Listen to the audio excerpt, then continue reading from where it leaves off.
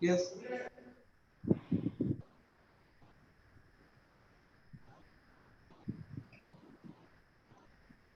Honorable Justice V. Rama Subramaniam, Judge, Supreme Court of India, and the chief guest of today's program, Honorable Justice A. Muhammad Mushtaq, Judge, High Court of Kerala, and our guest of honor, Honorable Professor Dr. P.C. Joshi, Vice Chancellor, University of Delhi, Professor Dr. Mahavir Singh Kano, Professor in charge, Law Center 2, Professor Dr. Kiran Gupta, our esteemed guests, my respected colleagues, and dear students.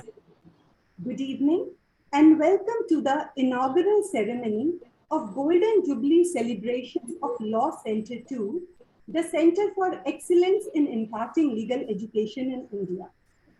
Before beginning our program, let us invoke the blessings of Goddess Saraswati.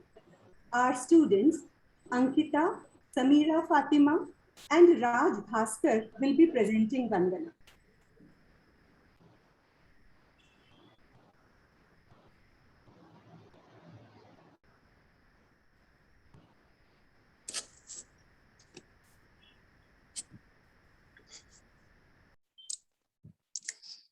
जयति जय जय मा सरस्वती जयति वीणावादिनी जयति जय जय मा सरस्वती जयति वीणावादिनी जयति श्वेतांबरी माता जयति जय स्वतायनी जयति जय जय मा सरस्वती जयति वीणावादिनी जयति जय जय मा सरस्वती जयति वीणावादिनी जयति पद्मासना देवी जयति जय स्वरदायिनी जयति जय जय मा सरस्वती जयति वीणावादिनी जयति वीणावादिनी जयति वीणावादिनी.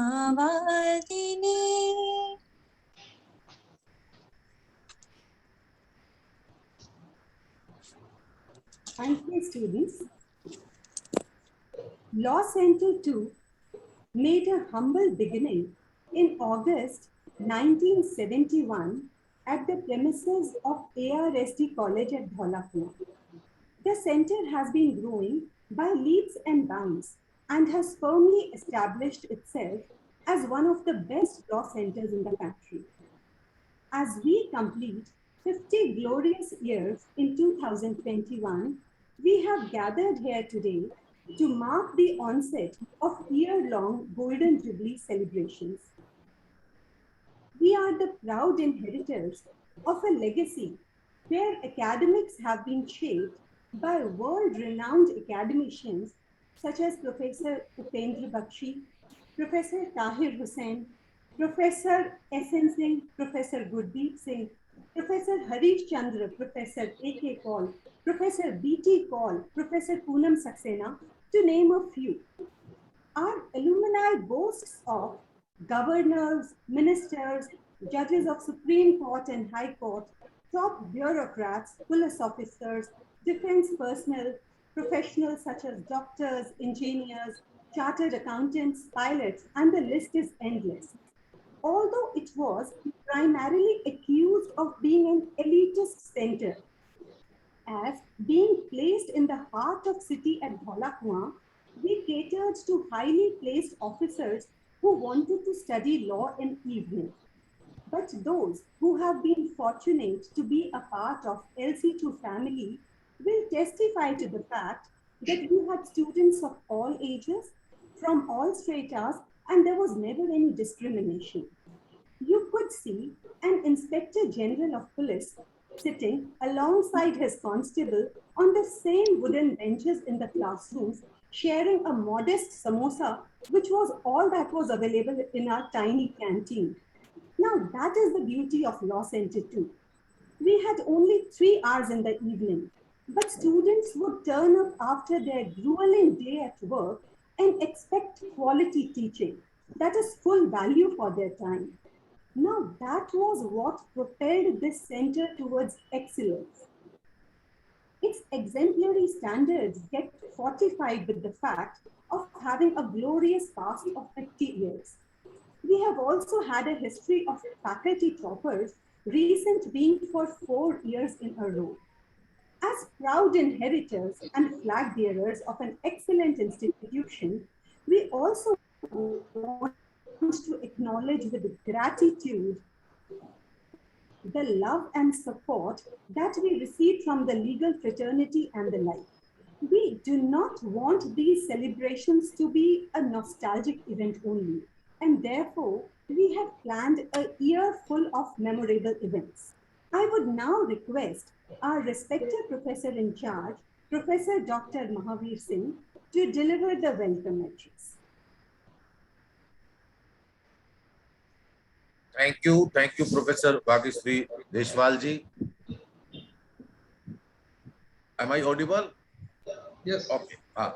Our chief guest for today's Honorable Justice V. Rama Subramaniam ji, guest of honor Justice A.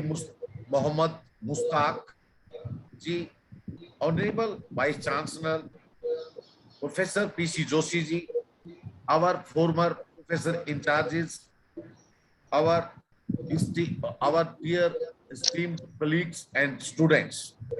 Very, very good evening, all of you. I, Professor Mahavir Singh, Professor in charge, Law Center 2, Faculty of Law, University of Delhi, extend a warm and hearty welcome to one and all. I feel fortunate to be the present professor in charge of this great institution when it has completed 50 years of its successful journey. Nothing can be more satisfying than to witness and celebrate the golden jubilee year of our institution. Law Center 2 has a long journey and history since it started 50 years ago. Law Center 2, Faculty of Law, is a premier institution and is known for its quality teaching, research, and other co-curricular and extra-curricular activities.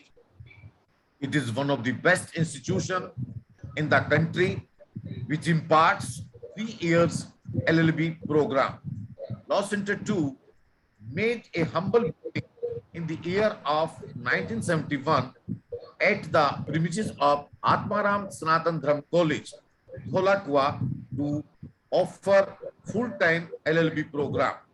The LLB classes were conducted in the evening, and the alumni of Law Center 2 included top bureaucrats, police officers, military officers, teachers from different departments, chartered accountants, doctors, engineers, and other professionals.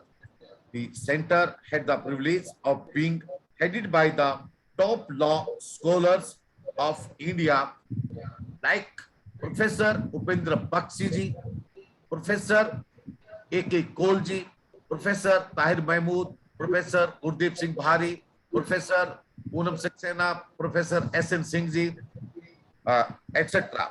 So, new building has come up in North Campus in order to accommodate the ever-growing numbers of the students. As we celebrate our achievements, we are also striving hard to embrace the advancement in legal education by incorporating newer ways of imparting legal education. We believe this will have a big impact on the students in the coming years, and we have fair sense of contributing into the broader objective of creating erudite legal professionals in the future. We have a team of devoted and dynamic teachers who are ever striving to help the students to realize this mission.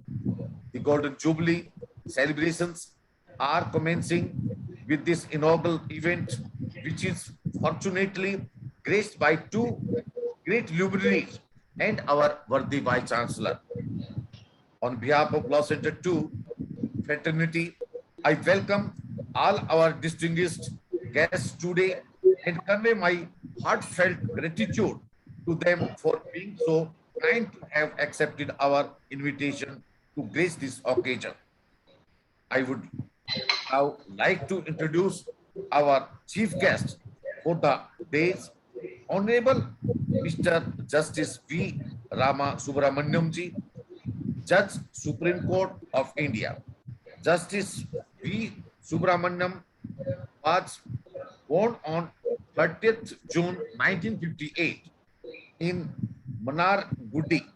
He did his schooling in Hindu High School at Triplicane. He passed BSc from Vivekanand College in Chennai and completed his LLB from Madras Law College. Justice V. Subramaniam enrolled as a member of the bar on 16th February 1983.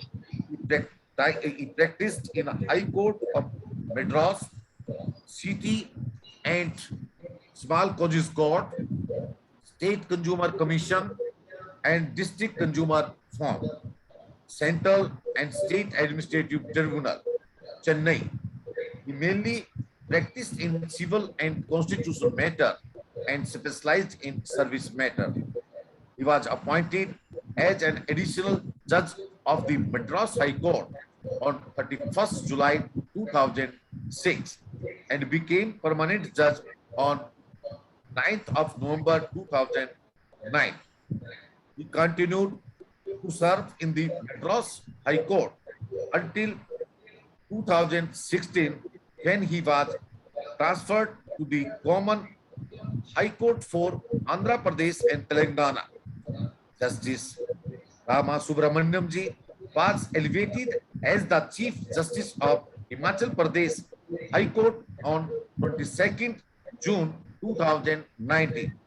He relinquished the charge on 23rd September 2019 forenoon on being elevated as a judge of Honorable Supreme Court of India. We welcome you, sir. Now I would like to take the opportunity to welcome our guest of honor for the inaugural session, Honorable Mr. Justice A. Mohammad Mustaq Ji. Justice A. Mohammad Mustaq Ji was born in Thana, Kannur, state of Kerala in 1st of June 1967. He graduated in law from the Vaikant Paliga College of Law in Udupi, Karnataka, and obtained post-graduation in law from Mahatma Gandhi University, Kerala. Thereafter, he obtained his next post-graduation in space and telecommunication law from Paris 11th University and studied private international law course at the Hague Academy of International Law, advanced course on e-commerce and intellectual property from the World Intellectual Property Organization, and trained as a mediator by a European team from the United Kingdom and Mediation and Conciliation Project Committee of the Supreme Court of India. Justice Mustaq enrolled as an advocate in 1989 and started practicing in various courts and statutory authorities in Kannur and served for around 7 years mainly as a litigator, lawyer and arbitrator. He appeared for several educational institutions, telecom companies, local authorities, and served as a faculty for training on mediation with Indian Institute of Arbitration and Mediation. On 23rd January 2014, he was appointed as an additional judge of the Kerala High Court and became a permanent judge from 10th of March 2016. I warmly welcome you, sir. Now I would like to introduce our own Honorable Vice Chancellor, Professor P.C. Joshi ji. Professor P.C. Joshi is a professor of social anthropology in the Department of Anthropology, University of Delhi. Professor P.C. Joshi was a recipient in 1987 of the Indian Priyadarshini Vrikshamitra National Award as a founder member of Friends of Trees and the Inter-University Center Associationship Award in Humanities and Social Sciences. From 1996 to 1999, Certificate of Honor at the First France India Meet on Psychiatry, Psychoanalysis, and Psychotherapy in 2007. Plaque of Appreciation from Department of Sociology and Anthropology, Xavier University, Antonio D. Cagayan de Oro City, Philippines 2008, and Certificate of Appreciation of his research on disaster impacts in Asia and Europe by Faculty of Public Health, University of Indonesia in 2009, among other honors and distinctions. I wholeheartedly welcome you, sir. Again, I warmly welcome other dignitaries who are presented in this August virtual gathering. Thank you, everyone. And now over to Professor Vagesri Deswalji. Thank you. Thank you, sir, for introducing and welcoming our guests. Three of our first year students, Vanshika Arora, Yash Bansal, and Ashif Khan, have specially designed a logo for our Golden Jubilee celebrations. I invite my colleague, Dr. Ajay Sonavani, to share the screen and unveil the logo.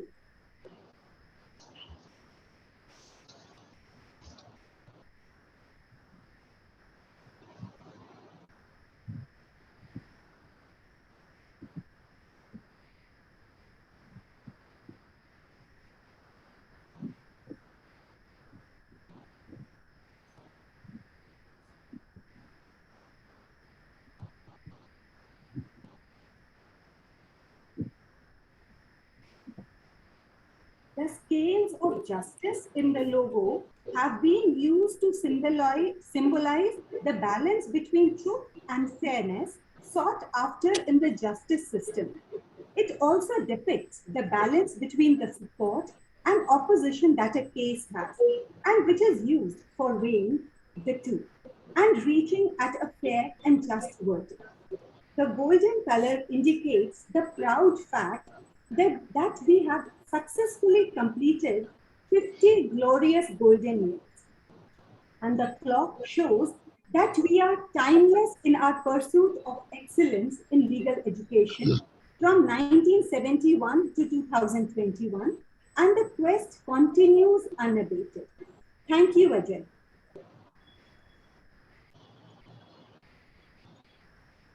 I now request Honorable Justice V. Ramasubramanian, Judge, Supreme Court of India, and the chief guest of today's program to address our gathering. Please, sir.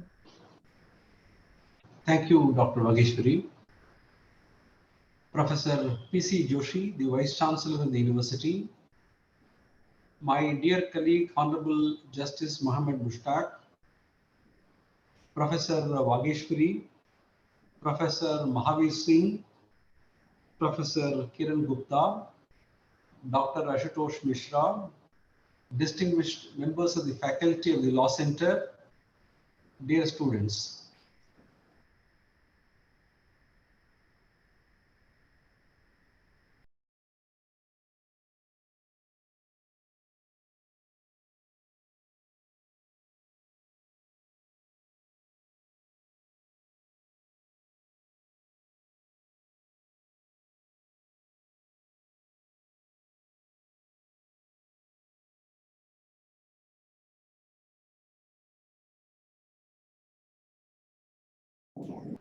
Teaching under residential university by the act of the then Central Legislative Assembly, and it has now completed 99 years of service to society.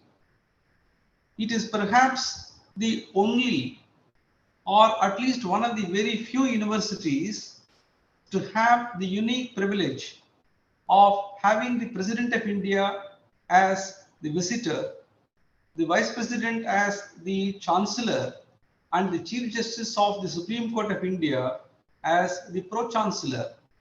Therefore, the Golden Jubilee of Law Center 2, which is part of the University of Delhi, assumes significance for all of us. Many students who graduated in law from this law center have become prominent bureaucrats, lawmakers, teachers, judges, and many persons who taught here later became vice chancellors of premier institutions of higher learning. Therefore, this law center too is truly a Vidyapeeth, and I congratulate all those who were associated with this institution in the past and who are now associated with it for their contribution of human resources to the country for the past 50 years. Dear friends, a few years ago, a person of Indian origin became the CEO of a leading software giant. After taking charge of the post of CEO, he wrote a letter to all the employees, setting the institution's objectives and seeking the employees' cooperation in achieving those objectives. The letter began with a very interesting statement which reads as follows, I quote, "Ours is an institution which respects innovation and not tradition," unquote. This is how the letter began. Ours is an institution which respects innovation and not tradition. That's how the letter began. The moment I read this, something struck me. If software industry respects only innovation and not tradition, it is the other way about in the field of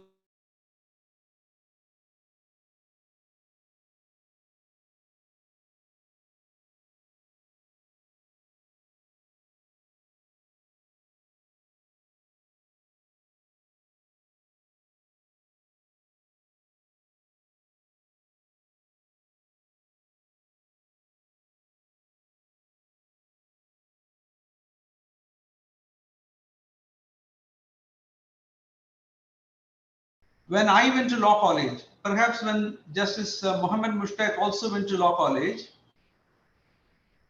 it was all CPC, CRPC, evidence, jurisprudence, constitution, interpretation of statutes, etc.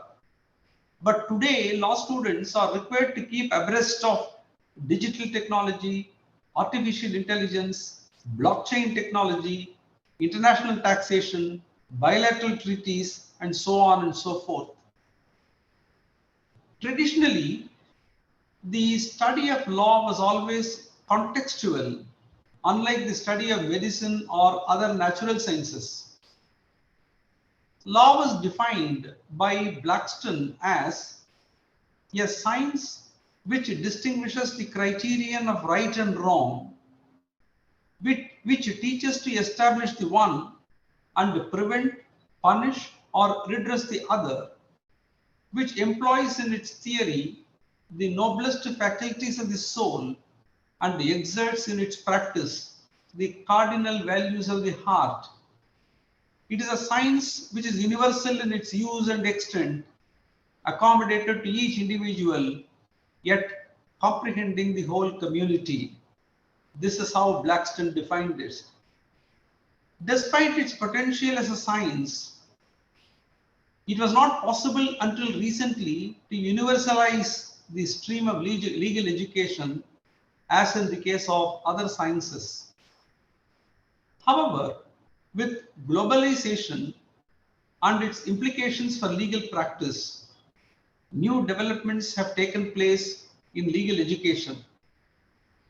While some scholars call the phenomenon as transnational law, which would include all law that regulates actions or events that transcend national frontiers, the Faculty of Law at McGill University term it as transystemia. Instead of calling it transnational law, they call it transystemia, meaning thereby that there would be a teaching of more than one legal system at once. This system was developed due to the location of the university in the French-speaking province of Quebec within Canadian law in the English language. Its aim was to encourage students to develop a multiplicity of legal identities. The National Knowledge Commission, constituted in 2005 as a high-level advisory body to the Prime Minister of India, called for change in the approach to legal education. The Commission stated, I quote, "Legal education should prepare professionals equipped to meet the new challenges and dimensions of internationalization, where the nature and organization of law and legal practice are undergoing a paradigm shift. Further, there is a need for original and path-breaking legal research to create new legal knowledge and ideas that will help meet these challenges in a manner responsive to the needs of the country and the ideas and goals of the institution." Professor William Twining identifies 5 developments in law which are changing with globalization. Number 1, increased emphasis on established transnational fields such as public international law, regional law, international trade and finance, including lex mercatoria and Islamic banking and finance, and environmental law. Number 2, legal dimensions of global issues such as environmental issues, radical poverty, the common heritage of mankind, migration, war, international crime, terrorism, pandemics and media. Number 3, transnational dimensions of core subjects such as contracts, criminal law, family law, intellectual property and labor law. Number 4, diffusion of law through migration and the interface of religious and customary practices with law. And number 5, the need for practitioners to look beyond the law of the jurisdiction in which they practice. The report of the Task Force on Law Schools and the Profession, known as McCrate Report, prepared at the instance of the American Bar Association, articulated a vision of skills and values that a new lawyer should seek to acquire. It identified 4 values, namely competence, commitment to justice, improvement of the profession and continuous learning, and pursuit of employment consonant with personal and professional goals. Dear friends, courts are increasingly faced with litigation that presents complex issues of science and technology. In an address to the American Association of Advancement of Science, Justice Stephen Breyer of the US Supreme Court observed that the law increasingly requires access to sound science because society is becoming more dependent for its well-being on scientifically complex technology. This technology Justice Breyer went on to state, underlies legal issues of importance to all of us. He then proceeded to refer to several cases on the Supreme Court's docket that were profoundly affected by the presence of highly technical considerations. The consequences of such litigation have also grown due to the high stakes involved, not merely financial, but also life and death as well. In the light of this increasingly complex litigation, questions have been raised about the competence of the lawyers and also the ability of the judges to make reasoned decisions.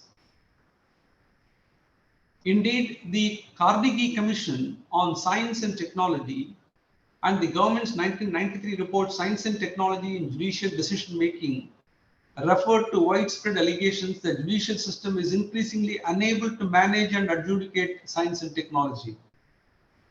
In the United States, a 2007 high-profile report called Carnegie Report has called for legal education strategies in which cognitive, the practical, and the ethical social dimensions of lawyering would be addressed holistically.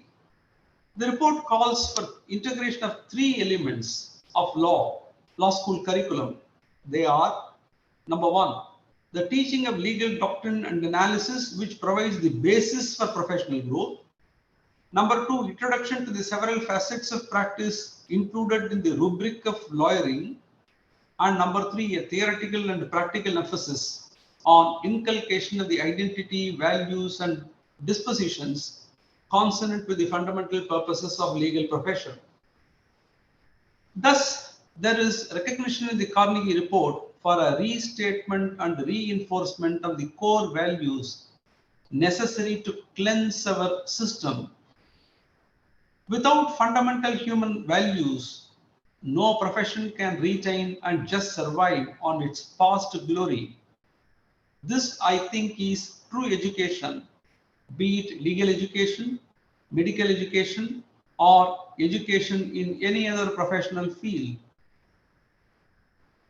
This is especially important in the field of legal education, and it is time that law centers like these focus attention on these core human values. Before concluding, let me quote the poem of Harry Blyth, which was quoted by the Supreme Court in J.S. Jadhav versus Mustafa Haji Muhammad Yusuf. It goes as follows.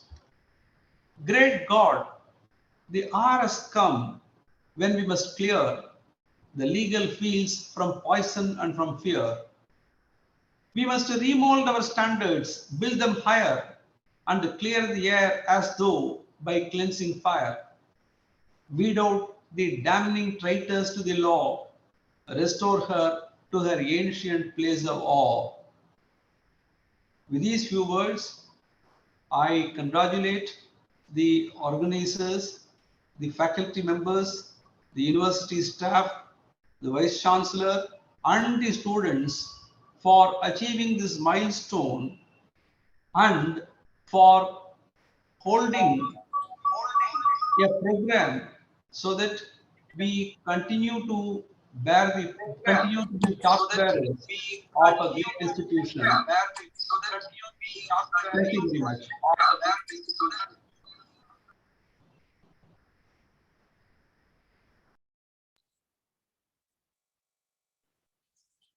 Thank you, sir.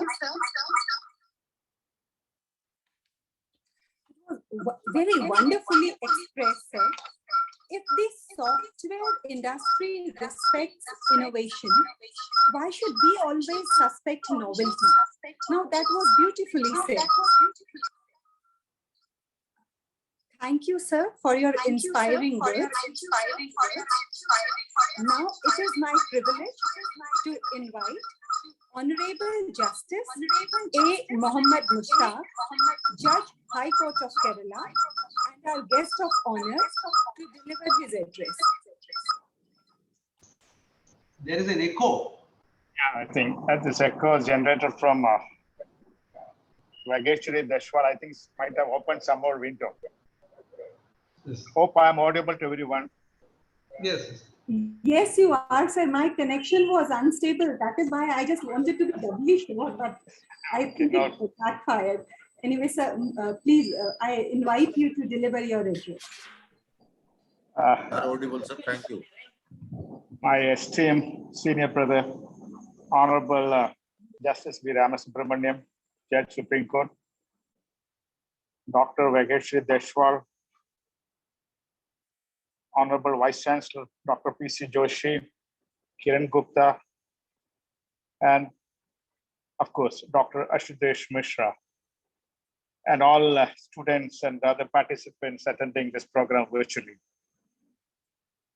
It's indeed a pleasure and honor to be part of this Golden Jubilee celebrations, the year-long celebrations of the Campus Center 2 of the Delhi University. 50 years is not a short time.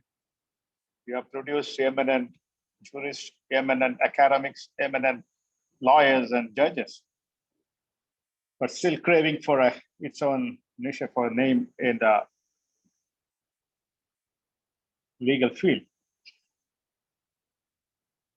After hearing wonderful speech from Honorable Ramasubramaniam, try to blend the traditions with innovations that should happen, I need to echo the same sentiments. Fortunately, I was the first 5 years batch student, passed in the year 1989. Of course, I think is Madras Ambedkar University started in 1983, the first law 5 years course. The rest of the country it is followed in 1984. So I had the opportunity to see the traditional learning and the new approach to learning. As being a 5-year student, of course, we didn't have much exposure as students now have, but still it is a complete shift from the natural study, which otherwise is imparted in a 3 years course.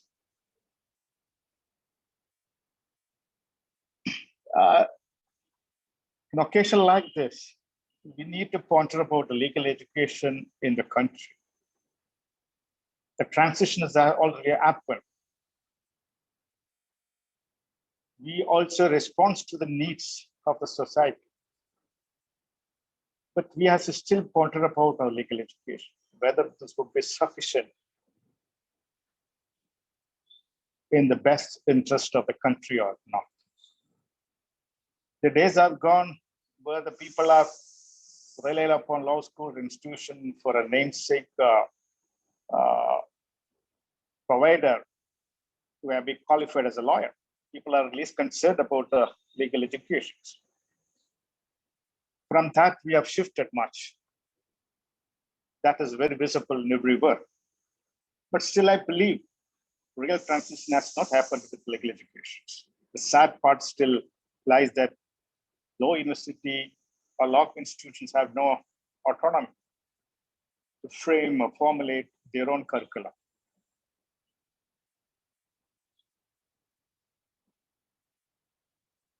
We produce the lawyers or law students, maybe for just cater the requirements of multinational corporations, large international banks, many other sectors. But real education is not focused on a consumption-oriented production of students or lawyers. Real education today matters for transition of the country, which is competing with other countries in the world. Today, many changes have been effected in the law as an import of transnational norms from the international body. Hardly happens in the domestic level because our parliamentarians or others are not equipped. The requirement which to respond, the requirement is always respond to the legislation. Is understandably, we don't have any education system which could respond to the time. We simply follow the transnational norms imposed on us by international bodies. It is where we have to consider whether our legal education is stand up to the time or not. If you look at two aspects related to this, one is the evolution of justice system, one is the contribution of the lawyers in the system. If you touch upon these aspects, you will know where exactly we stand with the legal education. If you look at the justice system, it's an evolution. It starts from the Plato, Greek. You understand. They try to define a legal system based on logical understanding. The logic is it is the focus on the logic and try to define a legal system for the governance, whether it be city polity in the Greece or not. They refined from the shift during the Roman Empire. They tried to impose divine authority and trying to define the law through the divine command. Same time, parallelly, in our own tradition, we followed the Dharma principles as the prime focus of the dispenser of justice. It has no equivalent. Of course, we can call it as equity or whatever the concept of justice, which may have a component of import. Thereafter, in Roman Empire, it collapsed. People questioned the authority of the emperors. Then you can find in 1600s onwards, so much of philosophy came into being. Ideals are based on reasoning and principles of natural law. The rational ideas that replace divine authority. Today's modern constitutions of the secular democratic countries are rooted on these rationalist principles, starting with the Locke's treaties of two governments. And many philosophers put forward their own views, rationalist ideas. The evolution of justice system over the period shifted its focus on different levels, starting from logic. If you start with the Greek ideals, the logic then shifted to divine, then rational principles. So modern constitution imbibed those values. We can't simply overlook those evolution of justice. We can't interpret in our constitution overlooking the evolution of justice happened through the traditions of system, whether it be from the Vedic period or from the theoretical state in Europe or elsewhere, or the logical ideals of the governance followed in Greek society. Today, we interpret the constitution in terms of those ideals of principles of law. That's why the Dawkins, who differs with his own mentor, HLR, who tried to develop ideas of principles for interpretation of the law. We stand in a different footing and pedal and say that every law has to be interpreted in terms of principles. So principles will search in the justice system evolve across the globe in a different way. We try to define secularism as understood from Europe, or we try to differentiate it from as understood from the American system. We try to understand and try to define liberty as understood in French Revolution or French concept, whichever maybe. We follow these principles, which evolved over the period of time. But great questions came to fore is as far as we in Indians concerned from the post-1990 onwards. Concept of globalization brought a marked change on global relationship, political relationship, social, economic relationship. Today, every government in pursuit of market economy and trying to put out its strength on the market capitalization or whatever it may be, in terms of trying to define its strength in the terms of GDP. The economic changes have been brought through the globalization, brought a large scale of changes. multinational corporations. In some of the countries, they've been treated as a non-state actors and accountable under law, like even for human rights violations. OECD countries have developed a jurisprudence, make them non-state actors as accountable. So they would be like treated as on par with the state because they have an authority to influence our socio-economical and any other sphere of our life. Here is the where the legal education failed to respond to the time. World has become a shrunk village. The cross-border transaction is multiple. The decisions taken in elsewhere would have an impact on our country. Today, I was reading in the newspaper some decision of the WTO in agriculture would have only benefit developing country, but not good benefit country like us. Our honorable minister was making certain comment upon it. It would have a lot of ramifications in the whole country. Some decisions is taken by larger body of which we have party would have a lot of effect on the life of the citizen of the country. How are we going to answer these issues of the citizens? Constitution promotes, it has got its own economics. Constitution embodies a welfare state where it can conceive an idea of fair distribution of wealth and assets and offices. How do you define the economics in terms of constitution? Where is the jurisprudence for us? James Buchanan, the great American economist, tried to develop a coin this word, constitution economics. Of course, he tried to define the economics in terms of the constitution. But where is for us? How do we develop such law? It is only through the legal educations. It is only through the able guidance of academics we will be able to develop a jurisprudence in the economics, constitutional economics. Now, court put everything on the carpet of policy decision of the government, and court seldom interfere in such decisions, economic policies. Of course, court is having its own limitations in acting upon. But unless we have a jurisprudence, unless we have a concept based on the constitution, we may not be able to tackle those questions. This is where I said legal education really in the crossroads is really challenging for academics to develop a curriculum to face these challenges. The second transition now has happened, as my esteemed brother has pointed out, the era of technology. We are said to be in the fourth revolution, a revolution of technology, fast transcended through from agriculture, industrial, cyber, then now in the technological revolution,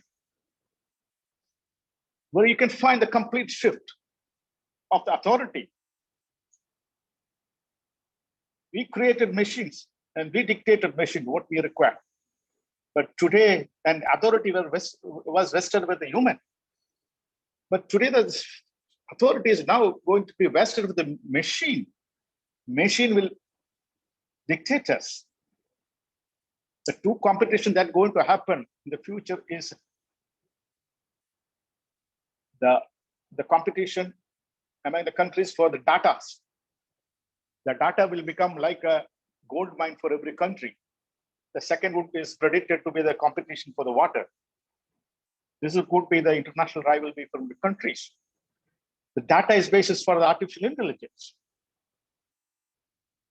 Now the machine going to be the authority for dictating our day-to-day life. We have a laws which governs interpersonal relationship or relationship between state and individuals. How are we going to have what kind of a law we're going to have by the relationship with the machine and people?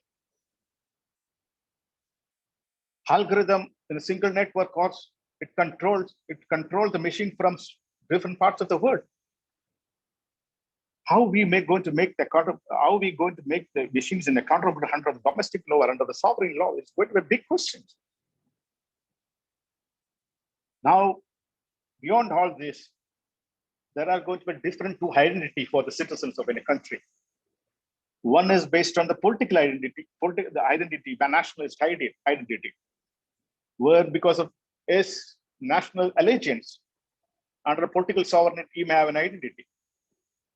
And at the same time, that due to the transition, one may have a different identity of a global citizen.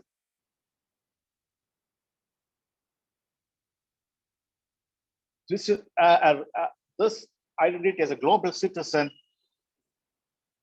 is not a symbolical identity, but added with many values. But today,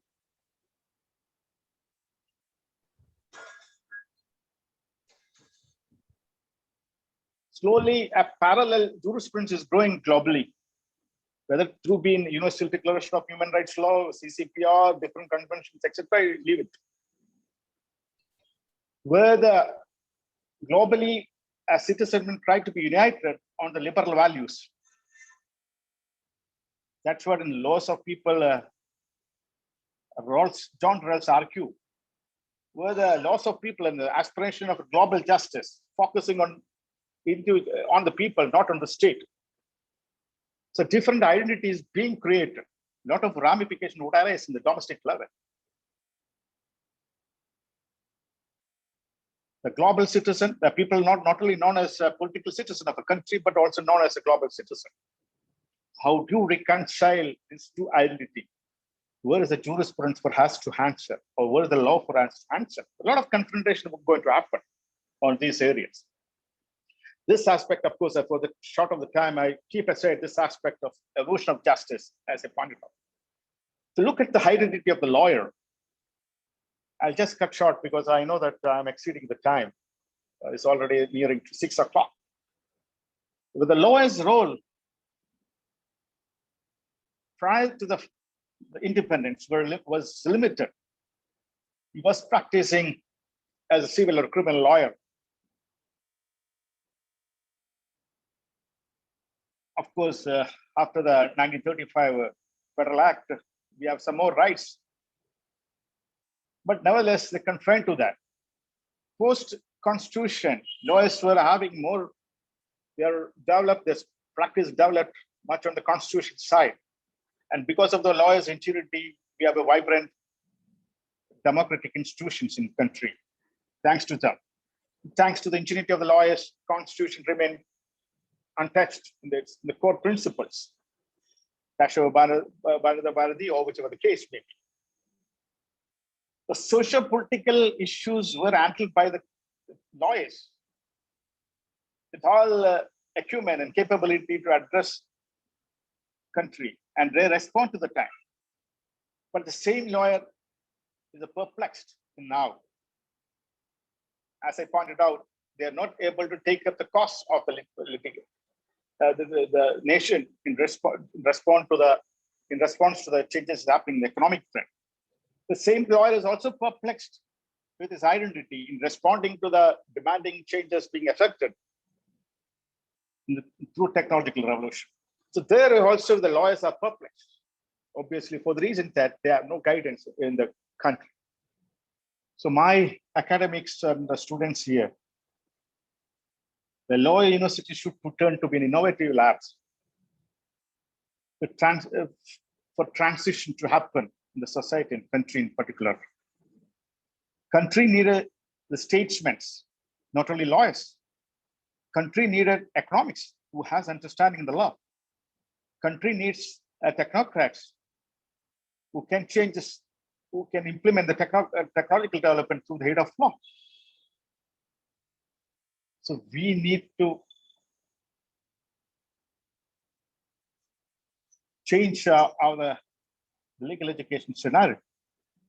Simply just capturing the requirement of a multinational or any other won't be sufficient. The country's interest is a priority and prominent. We need to change our legal educations. I believe there will be a time where the universities will be given autonomy to define their curriculums. That change should be, is the demand of time. So with these words, I conclude. Thank you one and all. And for giving me this opportunity. Thank you. Jai Hind. From logic to divinity to dharma and then philosophy, and now constitution based on rational principles. Thank you, Lordship, for so beautifully taking us through the evolution of justice systems. Mind-boggling questions posed by you. Why do we understand legal principles, for example, secularism, as per alien principles? We need to look within and tap into our vast knowledge resource. Another pertinent aspect highlighted by you, we have to be mindful of the rising significance of data, algorithm. How can we make machines accountable? We have to be wary of a parallel jurisprudence in a global world. Thanks a lot, sir, for such an insightful speech. Thank you. Now, moving on. Now, we are fortunate to have as our Vice Chancellor, Professor Dr. P.C. Joshi, a man with an unparalleled vision, one who has steered the university towards excellence during these tumultuous times. It is a privilege to have you with us here today, sir. I request you to deliver your address. Good afternoon, Honorable Mr. Justice V. Rama Subramanian, Judge, Supreme Court of India, Honorable Mr. Justice A. Muhammad Mustaq, Judge, High Court of Kerala. Both of you have actually enlightened us on the paradigm shift that is eminent in the legal education.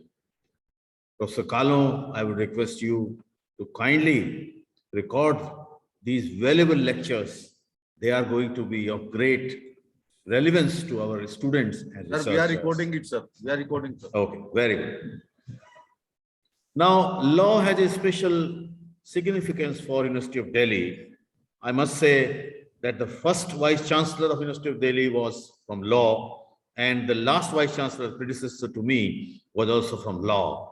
Initially, in fact, 5 continuous Vice Chancellors had come from law field, and at one point of time, when the government of India decided to close this university, it was again Barrister Hari Singh Gaud who came up and said that no, I would not let this university close.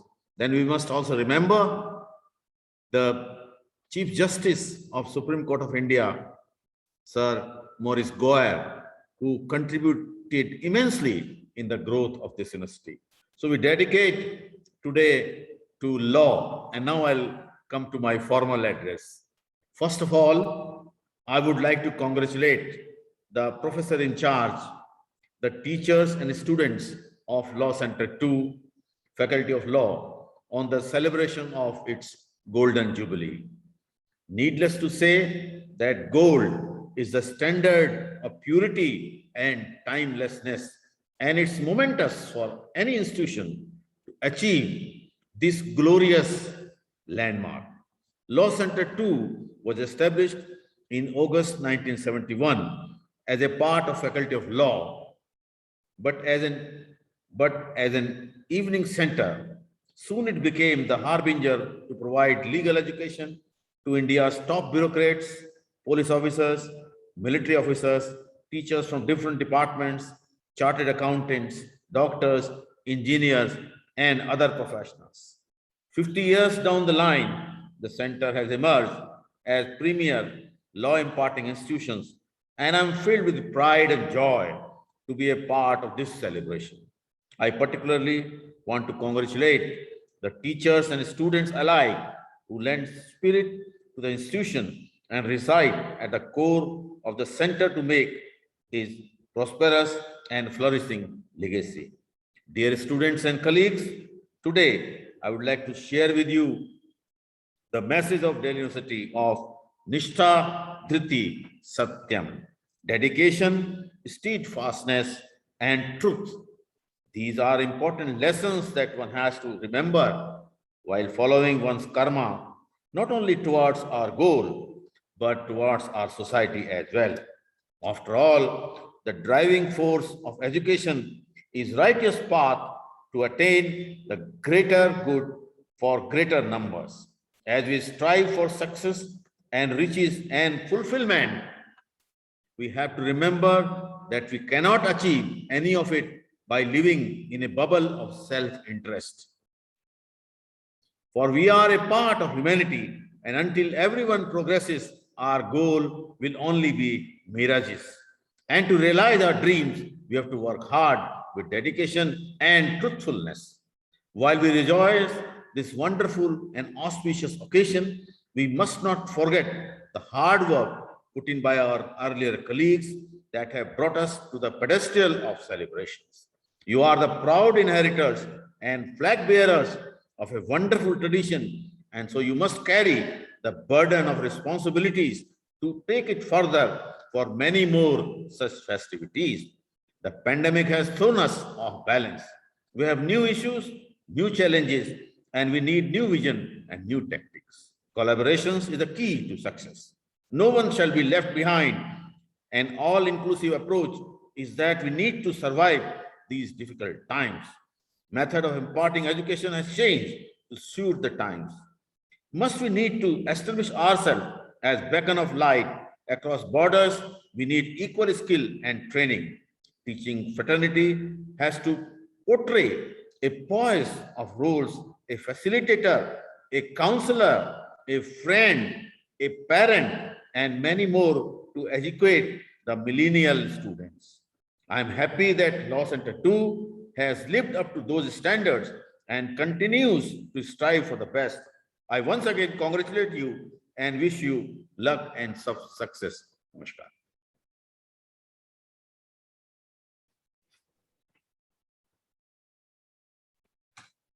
Thank you, sir. Thank you, sir. Thank you, sir, for your inspiring words. Your faith in us inspires us to do better. We assure you that we will continue to strive towards excellence and keep the flag of legal education flying high. Now, I request the director of today's program, Professor Kiran Gupta, to propose a vote of thanks. Thank you, Bhaveshwari. A very good evening to one and all.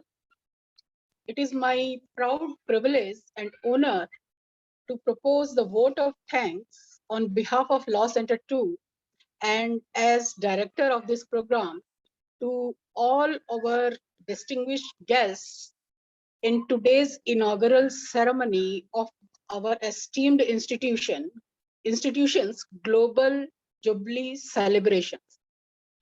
This is our first program in this Global Jubilee celebrations, and the programs will continue throughout the year. And we have chalked out number of activities like organizing web seminars and webinars, debate competitions, moot court competitions, social outreach programs, etc. We have already chalked out all the programs for the coming 1 year as a celebration for Golden Jubilee of the Law Center 2.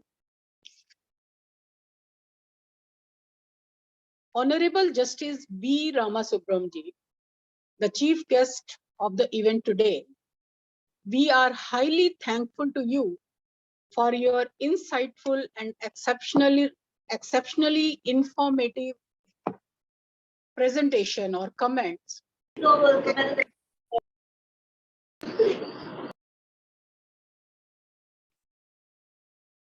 On today's program, we are thankful to you for giving your wishes to us and sparing your time for us. Honorable Justice A. Muhammad Mushtaq ji, we are really thankful to you for your exceptionally informative, insightful, and textured comment, especially on the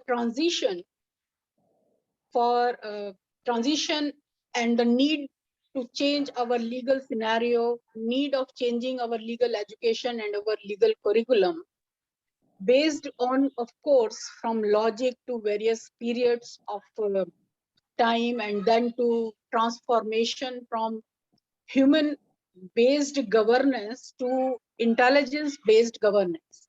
the technical based governance. We will keep all these things in mind and we will try to further improve our legal curriculum.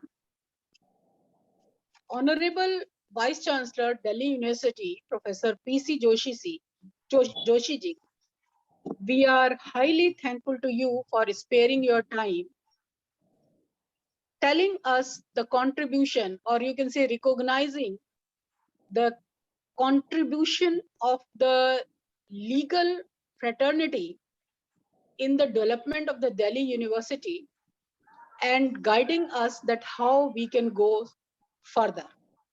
Thank you, sir. Thank you very much. I will be failing in my duty if I won't express the vote of thanks to our professor in charge, Professor Mahavir Singh ji, who is very, very supportive. And whenever we organize any function, he always support us and you can say encourage us to have various programs on behalf of Law Center. Some of our former colleagues like Professor Upendra Bakshi ji, Professor Tahir Mahmood ji, they have sent their congratulatory and good wishes messages to us for this day, and we are highly thankful to them. We are thankful to Professor Vageshwari for being the master of today's ceremony. I would like to express our thanks to the 3 students who have designed the logo for this Golden Jubilee celebrations.